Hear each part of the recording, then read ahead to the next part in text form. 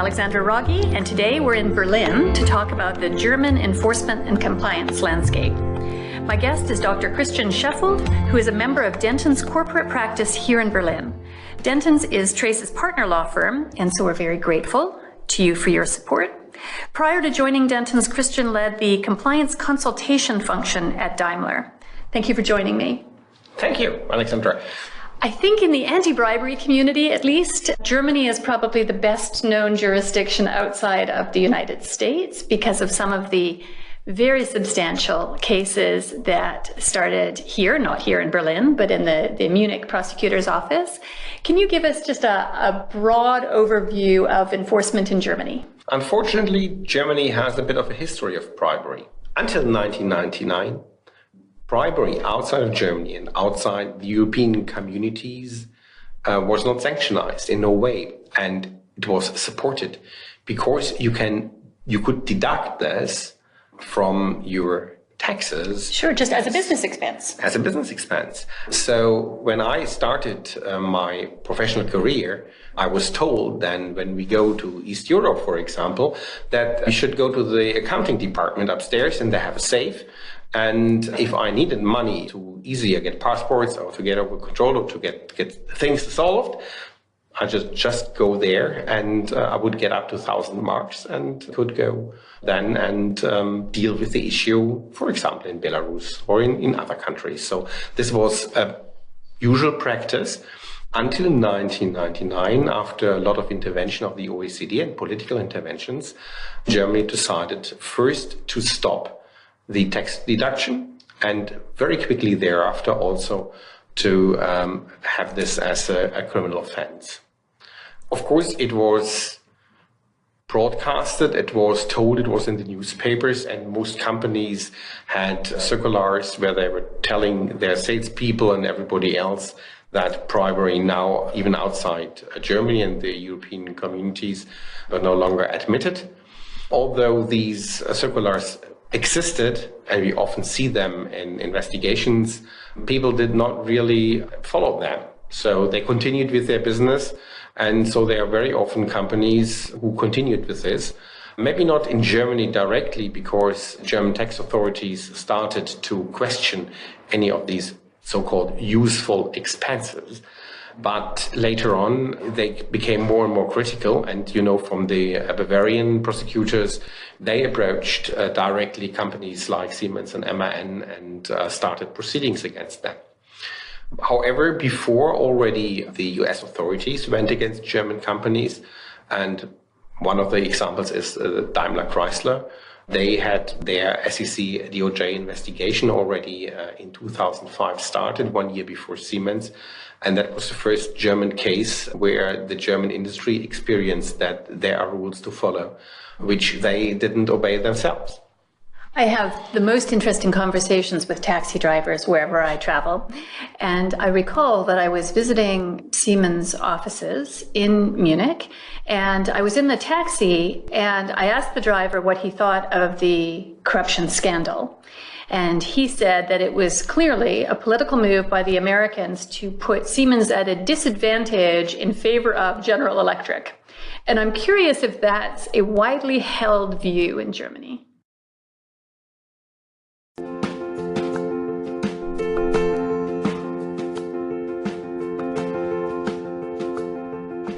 Well, when the investigation started at Daimler, I was personally involved in coordinating the affairs. This was actually the thought of most of the employees at Daimler management that said, now they are trying to put us at a disadvantage. This is the punishment because we acquired Chrysler. So this is the political rollback we fear. So yes, it was, but we very quickly experienced that this is not the case, because we could see that there were a lot of American companies who were also under pressure from SEC and DOJ, and so that this is not particularly something against Germans. However, we saw that there are differences in the application, because we were cooperating with Japanese companies also listed at the US stock market, which had the same practices, and Obviously, authorities in the US were not interested into their activities. So there is a bit of selecting which jurisdiction to take. And as the European jurisdictions are closer to the American jurisdictions, I think they first want to tackle their threats because they want to have a Northern European American alliance to stop this crime of bribery. It's always a little bit tricky because we don't have very much insight into the prosecutorial decision-making process, and non-Americans will point to the top 10 largest penalties under the U.S. anti-bribery law, the FCPA, and point out that a majority of the top 10 for the size of the fine are non-American companies, but then the American response to that, I think, is the misconduct is more egregious outside of the United States just because American companies have had more time to get compliance programs into place. And I suspect the truth lies somewhere in between. But again, we don't have a lot of insight into what evidence is available to any prosecutors when they start a case. So Germany has this record now of going after its own companies, for bribery overseas.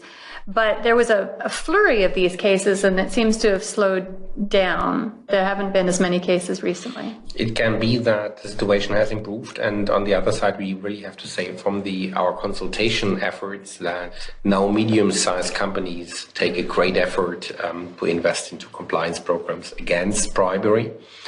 Due to the Bavarian state attorneys, they were very successful in first dealing the Siemens case. It was discovered by the Bavarian authorities, so it's not an American case like the Daimler case was, a whistleblowing case where an American employee from Chrysler turned to the Department of Labor in Michigan and told actually a story which was not true. However, which was the start of a big investigation initiated by the US authorities.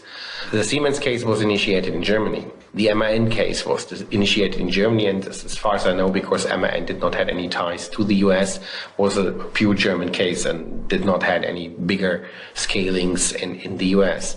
So there had also been some other smaller cases in Germany. And I think the last one now being at American authorities and with the monitor is Bilfinger. Mm-hmm. And after that, actually, most German companies invested a lot into compliance programs to stop bribery. That's certainly our experience. We're talking to much smaller German companies that are taking this issue very seriously. In every country, in every jurisdiction, it tends to start with the multinationals, and then partly because of their own efforts to push it down to their supply and marketing chain, it goes to smaller and smaller companies. But that evolution tends to take quite a long time, and in Germany, it's happened pretty briskly, in my experience. Yeah, but also the Bilfinger case is quite typical because Bilfinger was a supplier to an American company, and the American company was first taken into responsibility, and then it was seen that one of the major bribery cases was initiated from a German company. And so that's what they fear. And you are, of course, dependent on licenses, on business experience, on business connections to the US. So what you do is you follow this to rescue and to save your own entity or your own enterprise.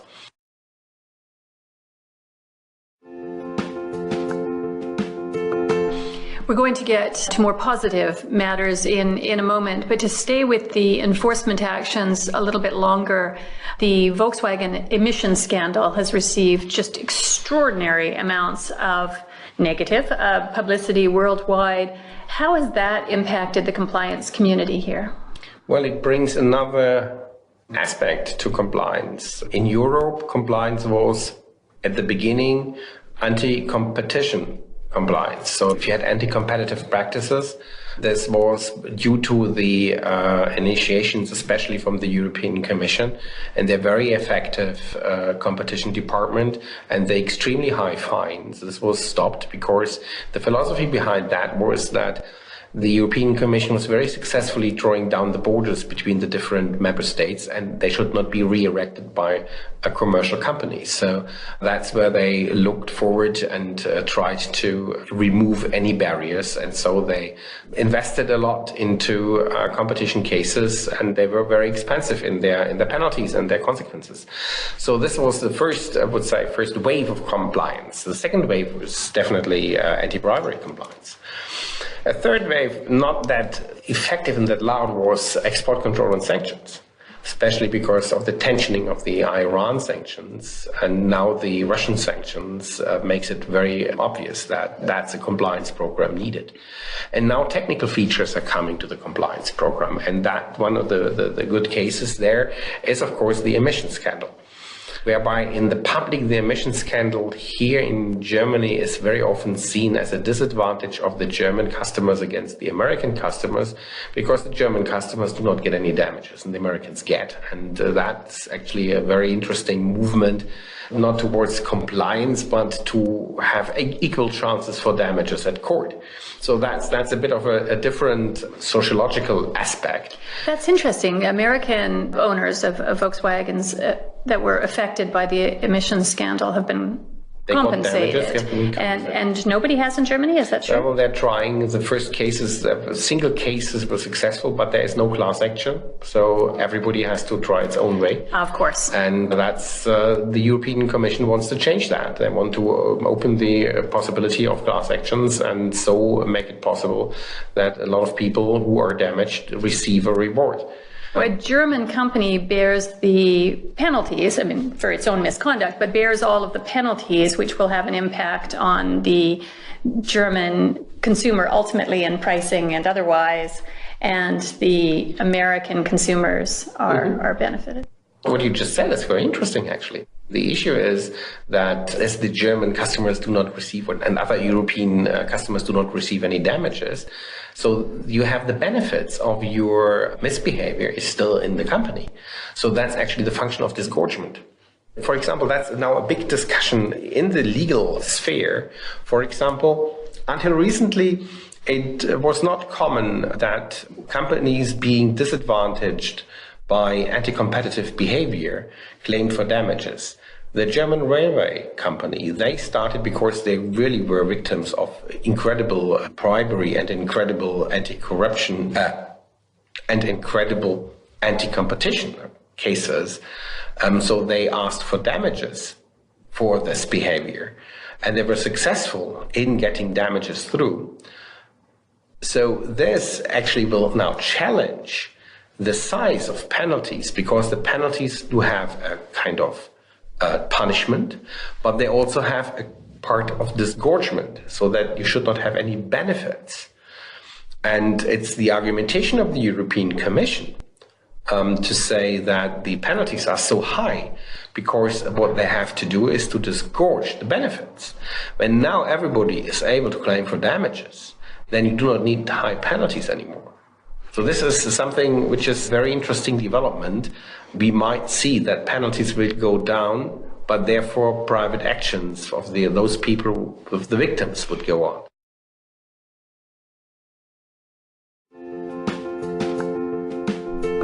Of course, in the United States, there's disgorgement by the company and propensity to class actions.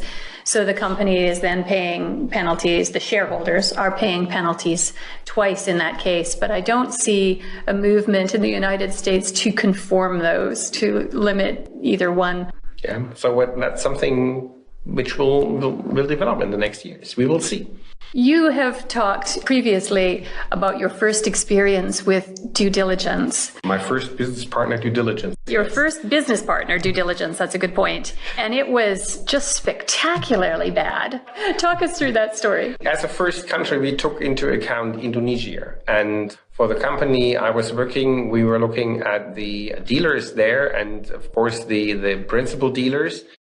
So we started to go down the list of the most important ones and the less important ones. We started with the most important ones and the capital of Indonesia. And we had the very, very first due diligence check. At that time, we used something like Google, I think Yahoo. And we used other search machines which are not available anymore today.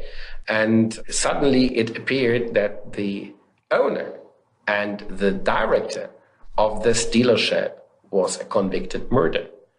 And we were very surprised about this. And we did reconfirm this with a law firm in Indonesia. And it really turned out it was the son of a former dictator of Indonesia. And the person was really convicted of murder, but somehow was able to escape prison and was still able to run a business and to run a substantial dealership in Jakarta.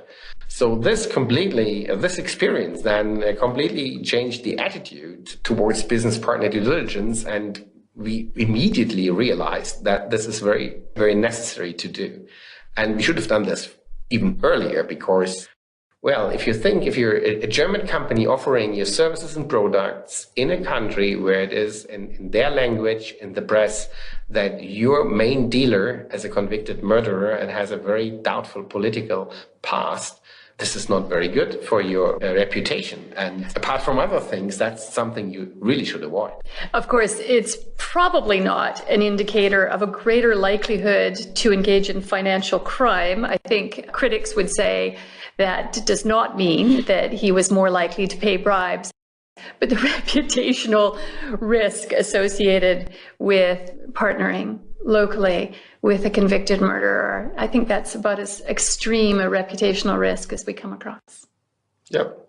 And, well, how did he manage to escape prison? I think that only works with bribery. So. Well, yes, and you've talked about how politically connected he was, who his father was. So now you counsel companies that are doing business in Germany, whether they're German companies or foreign multinational companies.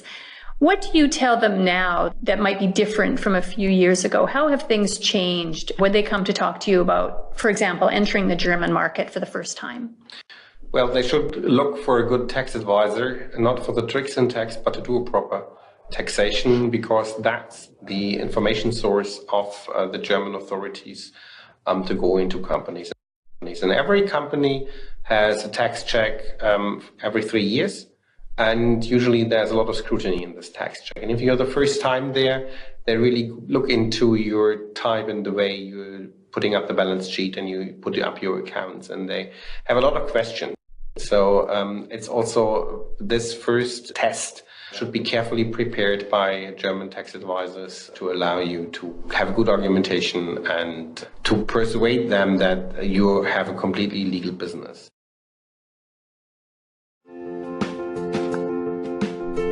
Every 3 years, it's an automatic, on-the-ground audit.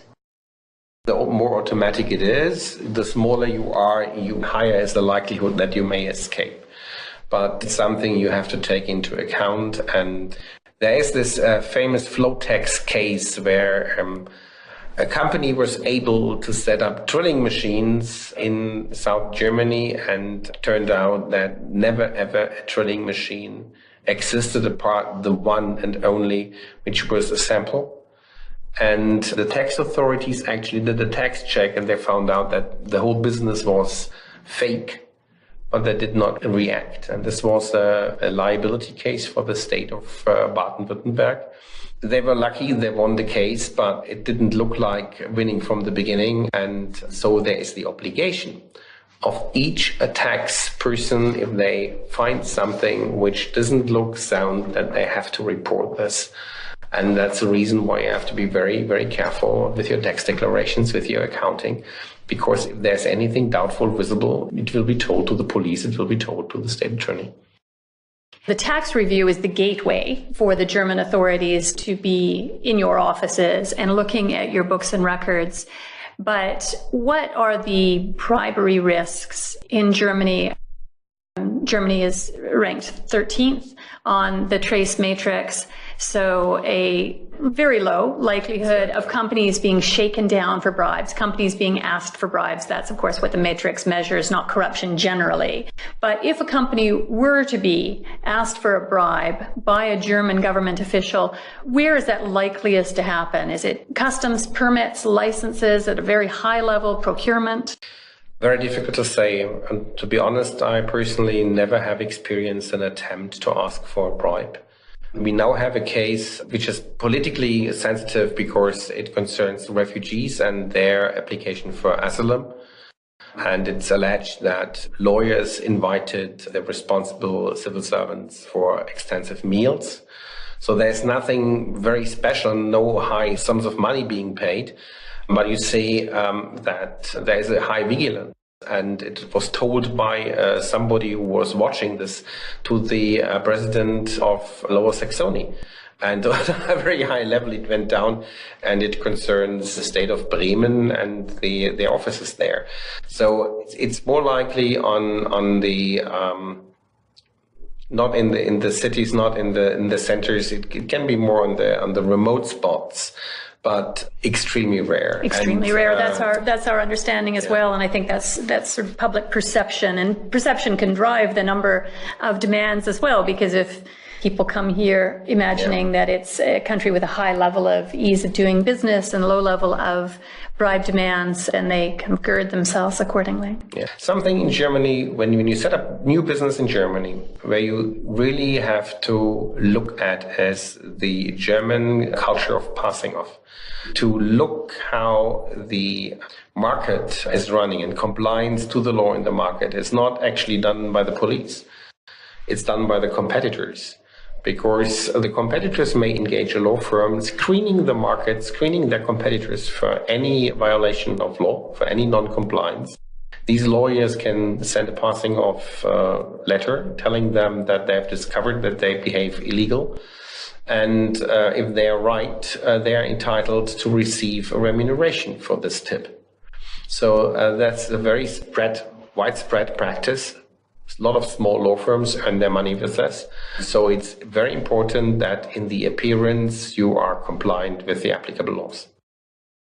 That's an interesting point, and I think probably one that's quite unique to Germany. Just as we wrap up, perhaps you can respond to concerns that I hear from companies about the very rigorous data protection and privacy controls here in Germany. Europe, of course, is ahead of most of the world on privacy issues, but Germany seems to take great pride in being at the front of the pack, even within Europe. And is that something that companies doing business here need to get up to speed on very quickly? Although the Germans are not the inventors of privacy, and that's the Swedish. They have the first privacy law, but they somehow developed the privacy into a special ideological art of data protection and personal protection. Especially, well, the political issue behind this was an official count of the state, and people didn't want to provide a lot of information, so they went to the Constitutional Court in Germany, and the Constitutional Court invented the human right of self-determination of information. And this is the human right of self-determination of information. Yes, that's very grand. Yeah, that's incredible phrase, but it's actually not very bad, because you should be able to determine who is using information about yourself. Yes. Yeah. So this is actually the story behind this, and you're not the owner. You cannot become the owner of your information. You're not the owner of your data. That's a big political discussion and thoughts about changing ownership. But somehow you should be able to steer your reputation. And this was developed in 1973, even before the modern communication was invented. The internet was in its basics at this time. And it was just as a background that there was a census.